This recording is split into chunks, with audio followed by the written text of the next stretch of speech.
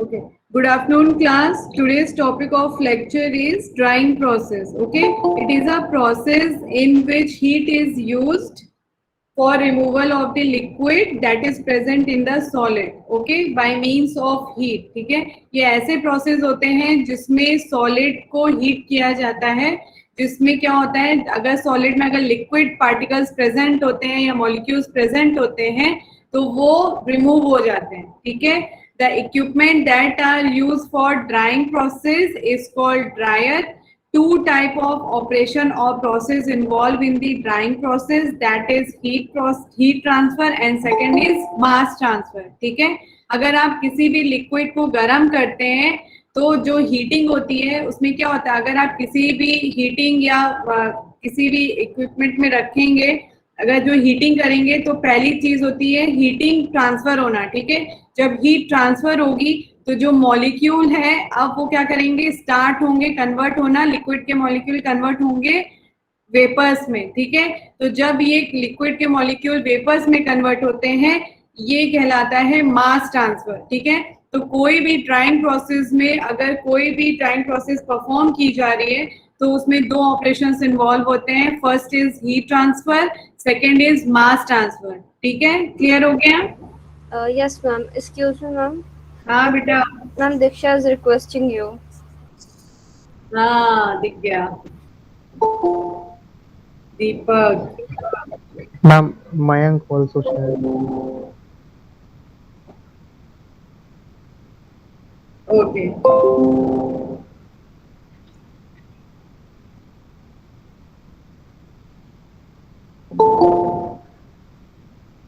Okay, next slide is about the importance of drying process. So in many pharmaceutical industries, there are following reasons in which drying process is used.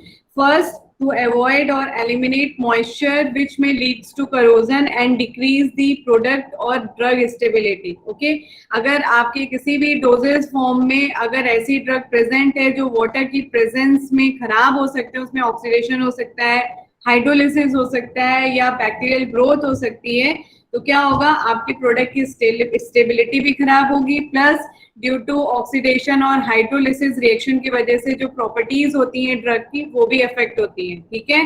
तो drying process is important in many of the pharmaceutical preparations. Okay. Second, to improve और keep the good properties of a material, for example flowability, compressibility. These properties are required in the preparation of tablet. ठीक है. जब भी आप tablet की preparations करते हैं तो जो मिक्सचर होता है इंग्रेडिएंट का उसे डाई के अंदर डालने से पहले उसे हॉपर में डाला जाता है. अगर उसकी फ्लो प्रॉपर्टी अच्छी नहीं होगी तो वो इजिली हॉपर से डाई में नहीं आ पाएगा. ठीक है. सेकेंड, अगर उनके बीच में वाटर मॉलिक्यूल प्रेजेंट होंगे तो जब पंचिंग की जाएगी तो वहां पे कई बार एयर इंट्रैपमेंट की प्रॉब्लम हो सकती है या अच्छे से जो टैबलेट है वो कंप्रेस नहीं हो पाएगी. ठीक है. तो प्रॉपर्टीज के लिए भी हमें ड्राइंग प्रोसेस परफॉर्म करनी पड़ती है. Second reason, it is used to reduce the cost of transportation and storage of large volume of material by reducing weight. ठीक है. अगर आपका किसी भी सॉलिड में वाटर मॉलिक्यूल प्रेजेंट होता है तो उसका वेट ज्यादा होता है. ठीक है. तो उसे ट्रांसपोर्ट करने के लिए आपको जो स्टोरेज कंडीशन होगी या आप ट्रांसपोर्ट करने के लिए जो कंटेनर्स यूज करेंगे वो भी हमें उसी हिसाब से डिसाइड करने पड़ेंगे. ठीक है. तो बाय यूजिंग ड्राई प्रोसेस हम क्या करते हैं, जो भी वाटर मॉलिक्यूल जो सॉलिड में प्रेजेंट होता है उसे हम रिमूव कर देते हैं, सो दैट जो ट्रांसपोर्टेशन कॉस्ट होती है, जो ट्रांसपोर्ट करने के लिए जो तरीके होते हैं वो इजी हो जाते हैं, प्लस फॉर द स्टोरेज करने के लिए भी हमें उसके लिए ज्यादा प्रॉब्लम नहीं होती है. ठीक है. तीनों पॉइंट्स क्लियर हो गए बेटा? Yes, ma'am. फॉर एग्जाम्पल जैसे टैबलेट के केस में अगर आप ट्रांसपोर्ट करेंगे तो टैबलेट को ट्रांसपोर्ट करना इजी होता है, लेकिन वहीं पे अगर आपके सिरप या लिक्विड फॉर्मुलेशंस होती हैं तो उनके लिए स्टोर करने के लिए जो कंटेनर्स भी होते हैं उनको भी स्पेशली डिजाइन किया जाता है, क्योंकि जब एक जगह से दूसरी जगह से लोड करके ले जाते हैं तो यहाँ पे ब्रेकिंग के चांसेस रहते हैं. ठीक है.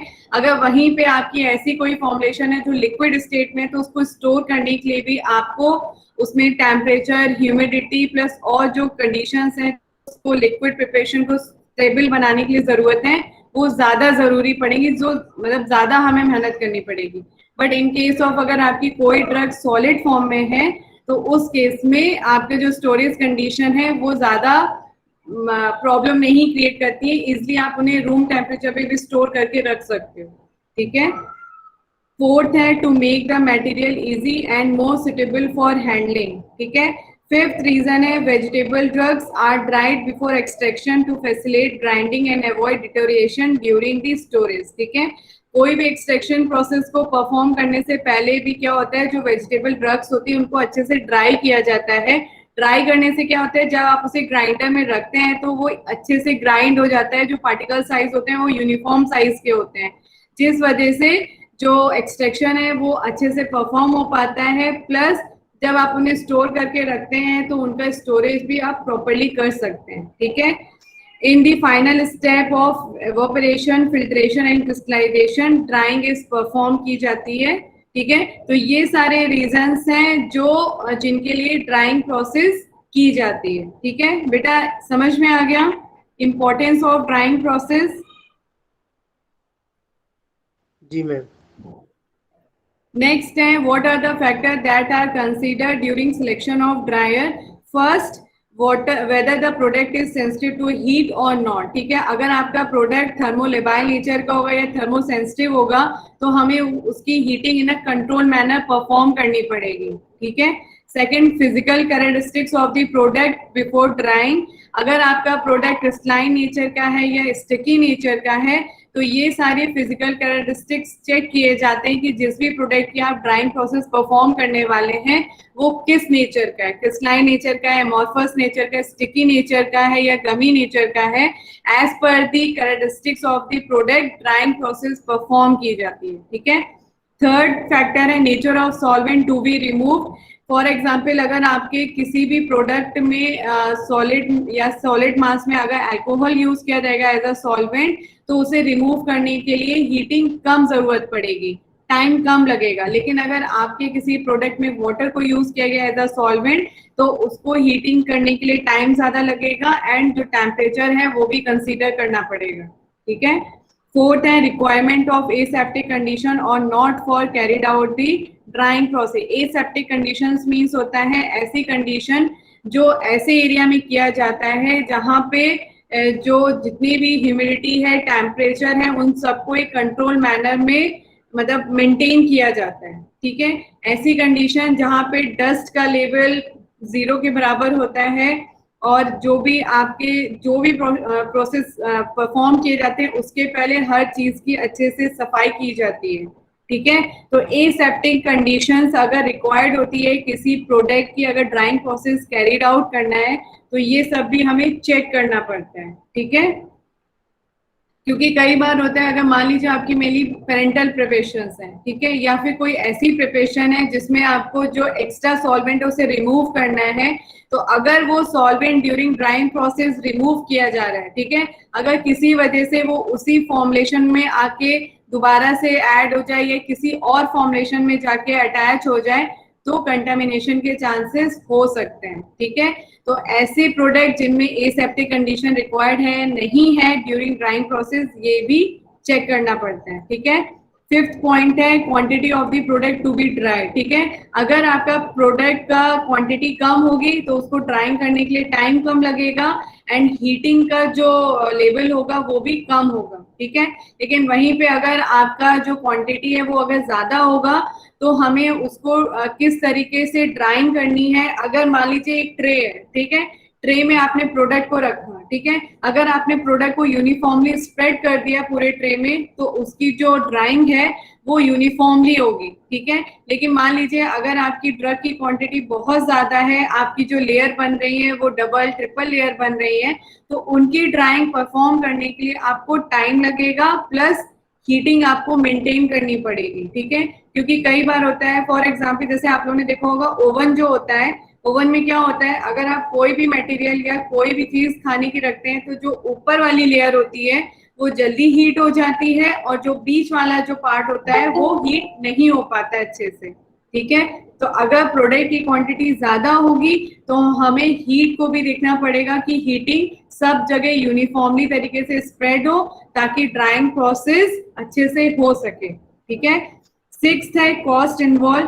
किसी भी ड्राइंग प्रोसेस को परफॉर्म करने से पहले कॉस्ट देखी जाती है कि उस प्रोडक्ट की ड्राइंग में कितनी कॉस्ट लग रही है, ठीक है। हमेशा फार्मास्यूटिकल इंडस्ट्रीज में कोशिश की जाती है जो भी प्रोसेस परफॉर्म किया जाए उसमें कॉस्ट ज्यादा ना लगे, ठीक है। नेक्स्ट पॉइंट है available source of heat.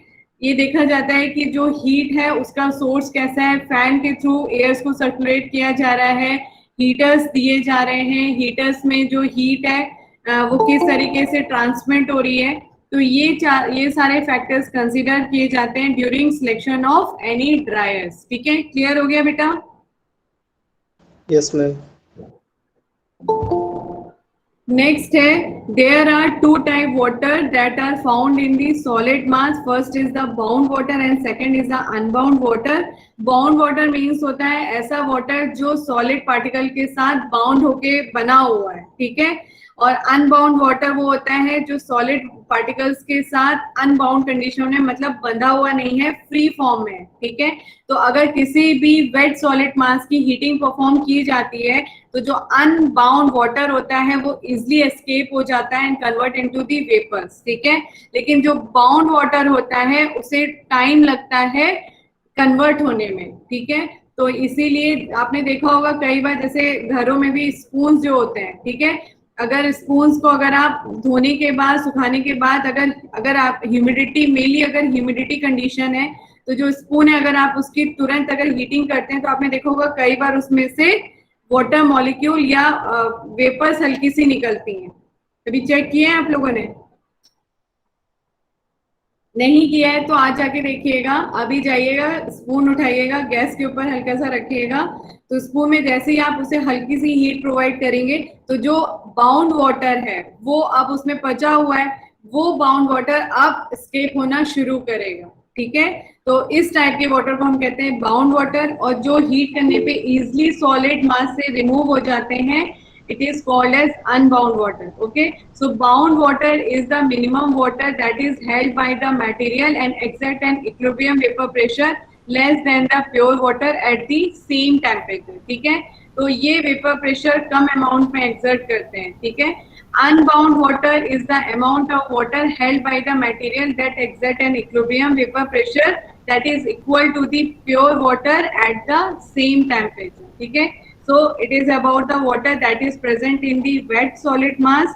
Next, there are some equations that are relating to the drying process. Drying process. हाँ बेटा. Can you please accept the last request, Vinay? Vinay is ma'am requesting. Show तो नहीं कर रहा है विनय. Subhash Rajput show हो रहा है. Okay ma'am. Okay, next equation that are relating to the drying process. Drying process involve two type of transfer. First is the heat transfer and second is the mass transfer. ठीक है, ये दोनों operation किसी भी drying process में involve होते हैं. So if we see the rate of evaporation of any film of liquid, it is related to the heat transfer by following equation. ठीक है, equation है dW upon d theta is equal to q upon lambda, okay, where dW upon d theta is the rate of evaporation of water per hour, ठीक है। Per hour कितना आपका water evaporate हो रहा है, किस रेट से एवोपरेट हो रहा है, it is depend upon two factor. First is the rate of heat transfer and second is the latent heat of vaporisation of water, ठीक है। ये दो फैक्टर्स हैं जिसपे रेट ऑफ एवोपरेशन डिपेंड करता है, ओके। सो ये जो इक्वेशन है dW upon d theta is equal to q upon lambda, it is the main equation.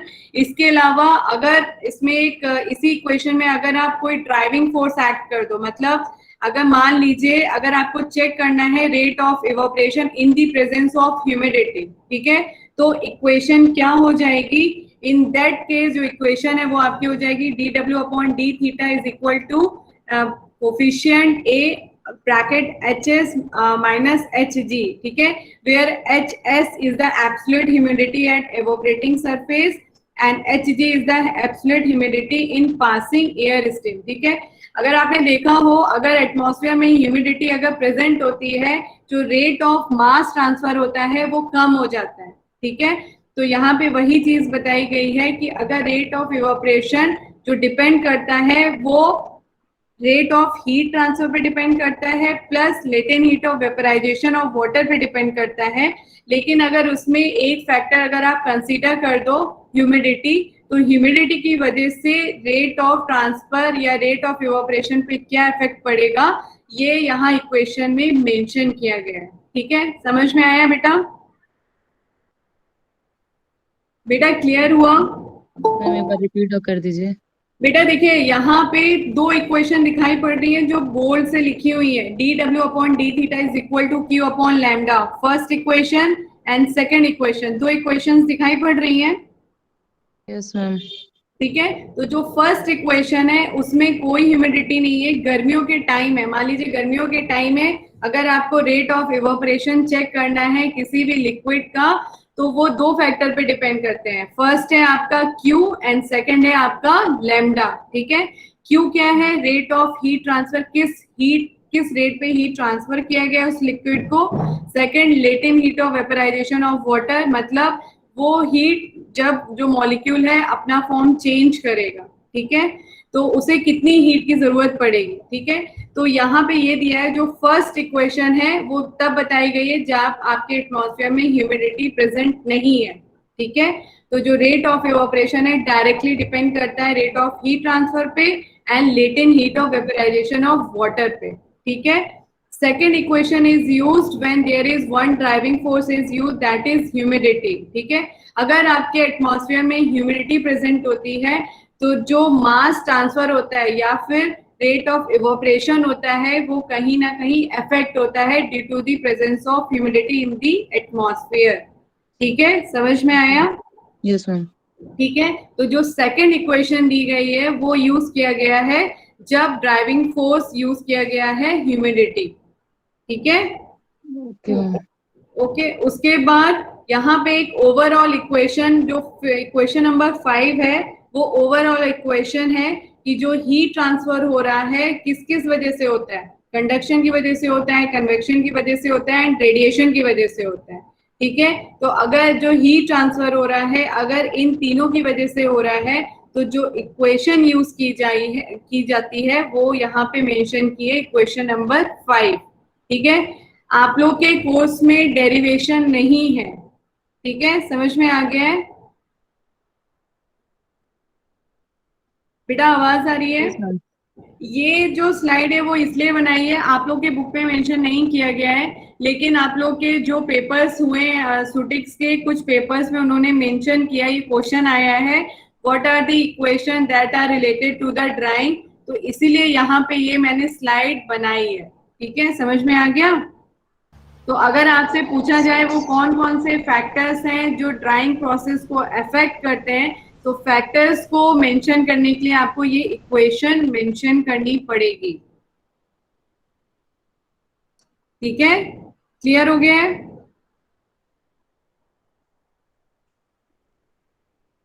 बेटा क्लियर हो गया? Next is the dryer. There are dryer are classified into wet, solid and dilute suspension. ठीक है, तो dryers को classify किया गया है अकॉर्डिंग टू दी कि आपका जो प्रोडक्ट है वो कैसा है। अगर वेट सॉलिड है तो dryers that are use for the wet solid are as follows, first is the tray dryer, second is the fluidized bed dryer, third is the vacuum dryer and fourth is the freeze dryer. Okay, so these are the dryers that are used for the drying process of wet solid, ठीक है। Next, for the drying of dilute solution and suspension, drum dryer and straight dryer are used, ठीक है। ये सारे dryers हैं जो according to the आपका product किस टाइप का है उसी टाइप से, उसी मतलब जो प्रोडक्ट का टाइप होगा उसी के बेस पे ड्रायर्स को यूज किया जाता है, ठीक है। आपके कोर्स में सिर्फ वेट सॉलिड की ड्राइंग मेंशन की गई है, तो आपको सिर्फ tray dryer, fluidised bed dryer, vacuum dryer and freeze dryer पढ़ना है। Drying for dilute solution and suspension नहीं पढ़ना है, ठीक है।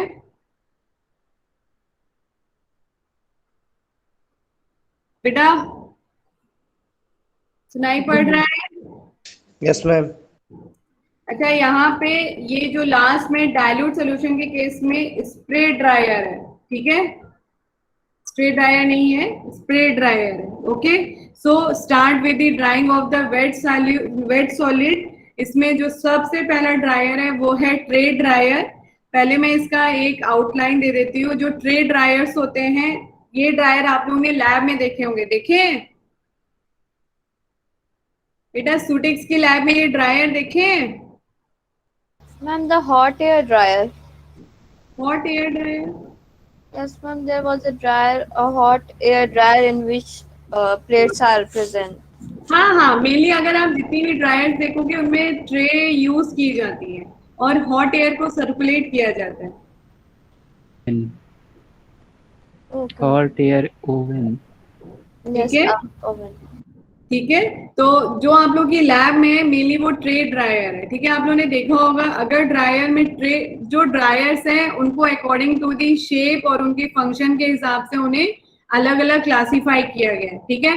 ट्रे ड्रायर मीन्स हो गया ऐसा ड्रायर जिसमें ट्रे को यूज किया जा रहा है for performing the drawing process, ठीक है। यहाँ पे आप देखोगे, अगर ये पिक्चर सबको दिखाई पड़ रही है ट्रे ड्रायर की, यहाँ पे देखिए ट्रेज लगी हुई हैं। इन ट्रे में जो भी वेट सॉलिड होता है उसको यूनिफॉर्मली स्प्रेड किया जाता है and there is one inlet for the air and one outlet for the air, ठीक है। तो एक इनलेट होता है एयर को अंदर लेने के लिए और एक आउटलेट होता है एयर को बाहर फेंकने के लिए, ठीक है। यहाँ पे जो ट्रेज होती हैं, ट्रे के जस्ट बगल में हीटर्स कनेक्ट होते हैं।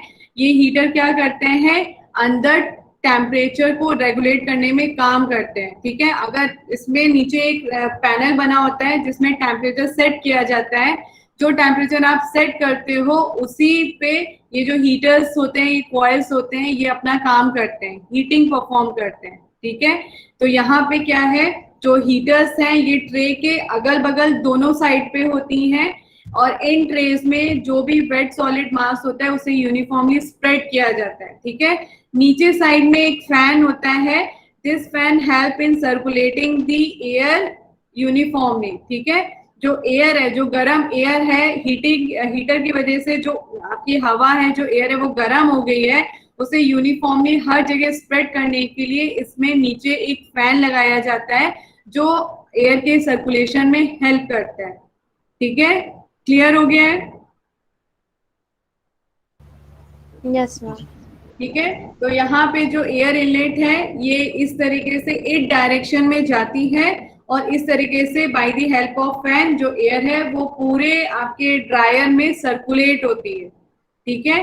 सो start with the principal.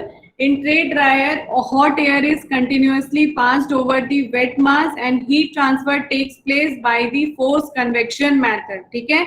Bye the help of convection method heat transfer होता है in case of tray dryer, okay. Construction, it consist of rectangular chamber whose walls are insulated. Tray are placed inside the heating chamber and number of tray may vary with the size of the dryer, ठीक है। जो number होता है trace का वो कम भी हो सकता है, ज्यादा भी होता है, डिपेंड करता है कि आपका ड्रायर कितना बड़ा है, ठीक है। Each tray is rectangular or square and about 1.2 to 2.4 meters square in area. Dryer is fitted with a fan which is help in circulating the air over the trays, okay. Electrically heated element are provided inside to heat the air and in the corner of the chamber direction vanes are placed to direct air in the expected path, ठीक है। जो air है वो uniformly एक path पे ही run करे। यहाँ पे ये भी एक इम्पोर्टेंट पैरामीटर होता है जितने भी ड्रायर्स होते हैं, ठीक है। के बाद है working of the tray dryer. In case of tray dryer, wet solid is loaded into the tray and tray are placed in the chamber. Fresh air is introduced through inlet which passes through the heater and due to heaters, they are heated up. Okay, the hot air is circulated by means of fan at 2 to 5 meter per second. The water is picked up by the hot air and moist air is removed from the outlet. Okay, it is the working of the tray dryer. Advantage of the tray dryer is this method is operated batch wise. Attrition is not observed. Loading and unloading can be done without any loss. Okay. Demerits or disadvantage of tray dryer, the method is costly and time consuming. Okay. This method or dryer is used for the sticky material, plastic substances, granular mass, crystalline material, precipitate and paste. So these are the material that are dried in the tray dryer. ठीक है बेटा, clear हुआ?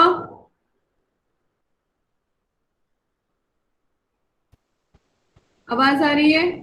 Yes, ma'am. Okay, तो बाकी के No. जो dryers हैं we will discuss in a next class. Okay Okay, ma'am.